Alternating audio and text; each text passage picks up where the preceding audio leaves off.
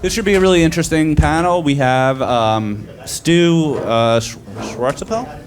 Schwartzapel, that was not bad? Not bad. Okay. Who's the EVP of iSpot, and Lee Wilmer, who's the VP Product and BD of LinkedIn. Did I do your last name? Thanks for having us. You got it. All right. This is what happens when you don't do pre-calls, but I like it. I like, Awesome. going in fresh. Do it live. Do it live.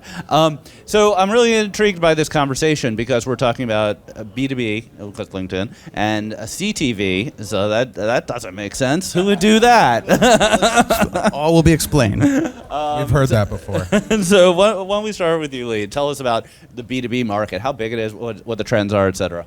Yeah, so it's a big market. According to eMarketer, you're talking about a $43 billion market this year. And so when you think about how that evolved, historically, B2B marketers tended to use channels like direct mail, events, trade publications, like things that were intended to generate leads, trying to identify decision makers, but really weren't very targeted and didn't have a ton of reach. They were pretty primitive when it came down to it. And as digital evolved, obviously that activity moved to search, display, email marketing. But we think that the evolution of LinkedIn ads was actually pretty significant because LinkedIn's advertising platform gave B2B marketers the ability to reach LinkedIn's billion members and target them based on really precise attributes. So think about people's titles, their function, their seniority, their industry, the things you find on a LinkedIn profile. And so advertisers can use that information to get really granular in terms of targeting their audience. And so that's helped drive full funnel activity amongst our advertisers. But I would just add to that. Is this thing on? Can you guys hear me? Yeah? I would just add to that like the 43 billion number that Lee just shared, which is a pretty big number on its own right. Sure.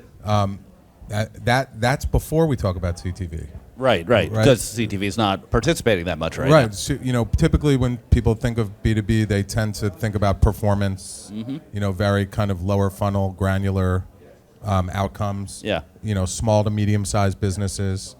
But once you open up those floodgates for CTV, I think there's a lot of fresh tracks around growing that 43 billion to a bigger number. B2B's been changing a lot because we have like work from home is an issue, right? Like it's a different way to reach somebody when they're in their pajamas, right? How does that resonate?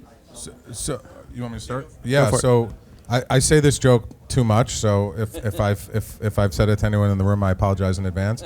Like I think there's a stigma or a stereotype around B2B advertising where it's like I have to reach someone in their office.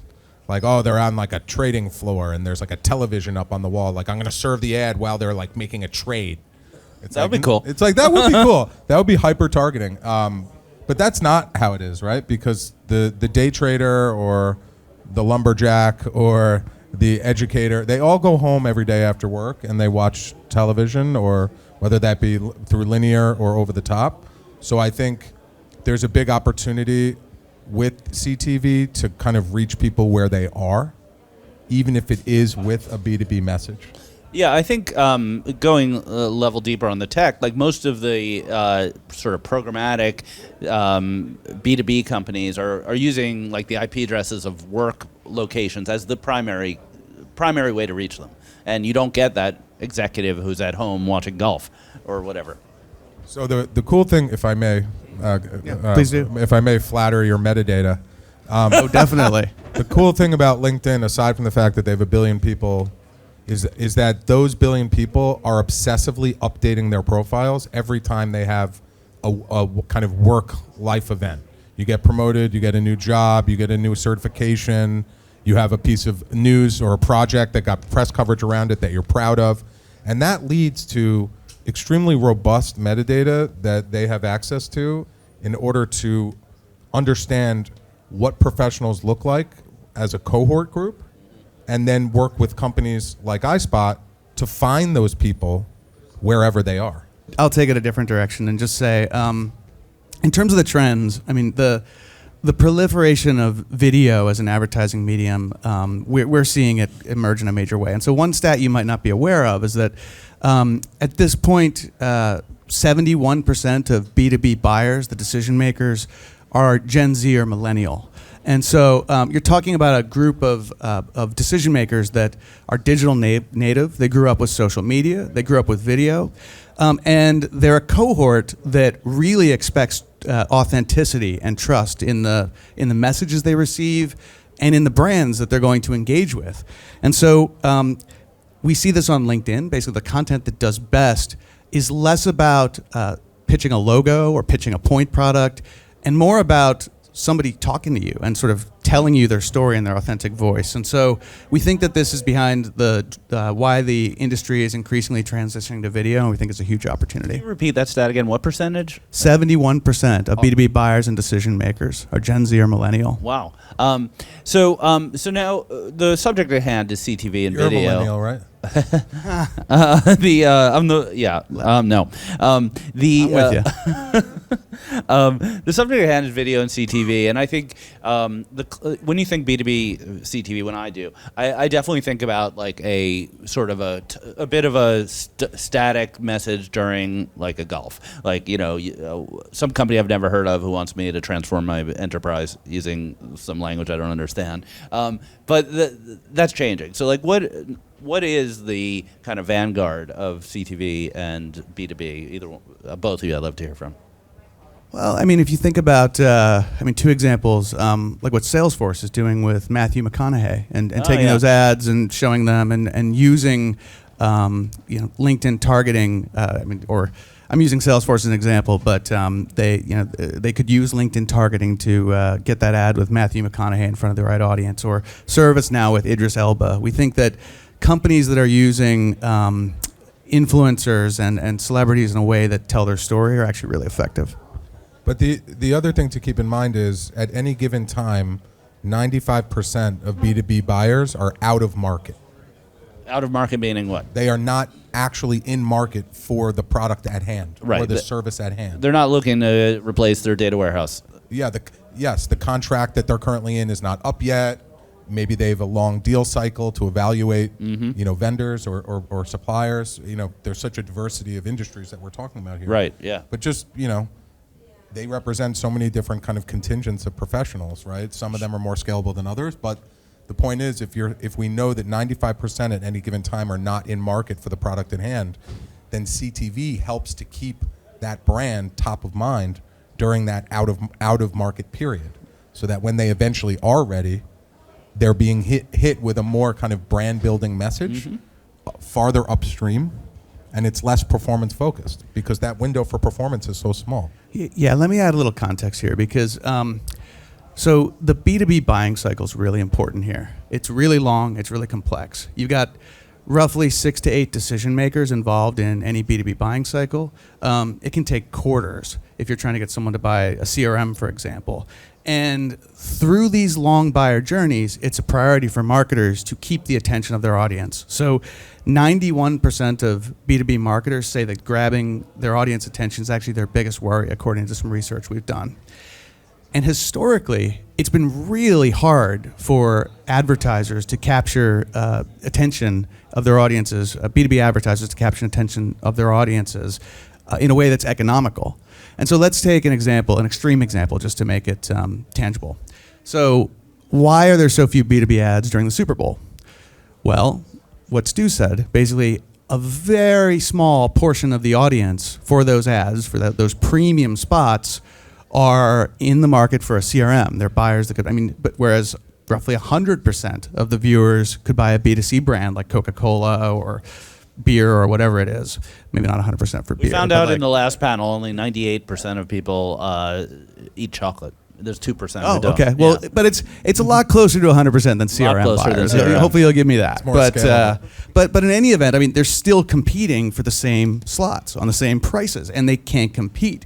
But that's where, again, not to overdo it on talking the book, but that's where LinkedIn targeting comes in, because when you overlay the ability now to target ads against a very precise audience using titles and seniority, you can actually make it economical for a B2B advertiser to get their story out there through video and sort of that. Right. that So form. you teed up the kind of my next question. Can we go into a little more depth about the best practices you found with using your data? So title, industry, company, and seniority. Those are really important. But we can do things like we can serve up data around who's engaging with content on the platform. Okay. I mean, that's another way of sort of getting at a proxy for intent. Really, there's any facet on your LinkedIn profile that you see can be targetable, as well as the engagement with the ads. Right. And so so what are the outcomes? Like how does CTV move the needle? Yeah, so through our partnership with iSpot, Yeah. what we've seen is that LinkedIn CTV ads tend to be 4 times more effective than linear TV ads in terms of reaching your target audience. And 71% of that reach is incremental that you wouldn't get from advertising on linear TV. All right. How did iSpot go about measuring that? Yeah, so we have an offering called Unified Measurement that looks at deduplicated reach and frequency across linear and streaming. And it allows you to understand, some people call that only both, but it allows you to understand, how am I doing over here? How am I doing over here? And what's the overlap? Right. And then specifically for LinkedIn, they were kind of early on our platform in injecting advanced audiences as an overlay, right? Because sometimes people think about, okay, how am I doing from a household standpoint? Maybe how am I doing from a person level standpoint, like persons 2+ or persons 18 to 49. This is not, it's neither of those things. It's what's my unique reach amongst food managers from the Midwest. Right. Right. That's what it is. Yeah. And they allow you to apply those audiences across the entire buy, right? Even if they didn't necessarily buy the inventory, because LinkedIn has made an investment in CTV inventory that they acquire from other partners, and then they offer their audiences as an overlay. But even if the brand at hand did not purchase inventory from them, they allow that brand to deploy those audiences across the whole buy. Yeah. So you have an apples to apples understanding of in-target reach and how much of it is unique. So it's almost like democratized publisher to publisher kind of insight into the unique reach that the campaign is generating. And in a lot of instances, LinkedIn is not even seeing these results because there's first-party data involved. So it's really, there's a kind of a new layer of transparency for the brands. Right. And both of you mentioned reach. Is that the primary KPI for B2B because it's such a long sales cycle? I mean, you're not, obviously, sometimes you get a click, sometimes you get someone downloading a white paper, but really reach is what you're trying to achieve. So today, I think many of the campaigns are reach-oriented, but one of the interesting trends that I think we're seeing is that more and more advertisers are looking to run full-funnel campaigns and actually connect their video buys to down-funnel outcomes. So an interesting example of that is Dialpad. So Dialpad's a leading cloud service company that was looking to drive pipeline. So that's actually a goal that we see from a lot of our advertisers, increasing pipeline. And they ran a retargeting campaign in conjunction with their CTV campaign and saw some pretty incredible down-funnel results. So lead generation form completion increased by 45%. It was 3x above the industry average we expected. And they drove $43 million of pipeline, which was above their, which was a great outcome for them and something that was like very much one of their goals. And so that transition to full funnel is increasingly a trend that I think is emerging. So in that case, maybe it's too technical, but you reach them with CTV, and then whoever was reached, you then put into a list and targeted using programmatic? Yeah, you can see that's right. So you can retarget them, and then you can see very clearly the behavior of the person that was touched by that campaign. Got it. So just to wrap up, let's talk about the trends. What's coming next for B2B marketing, either in CTV or otherwise? Do you want to start? I would say from a trend standpoint, we're seeing incrementality against linear as becoming table stakes. I think the incrementality from publisher to publisher is more innovative today and is a more exotic metric to get your hands on. So I would say that's a... Do you think, a follow-up question, do you think that this is mostly exciting for folks who already have a linear investment, or is there a scale question? I would actually flip that and say it's more exciting for small to medium-sized brands that previously could not get into video, right? CTV opens that door. So I would say it's actually there's more volume in the small to medium-sized that will have access to this. All right, well, on that, let's call it. So, Lee and Stu, thank you so much. This was a great conversation. Thanks for having us. Thank you, Ari.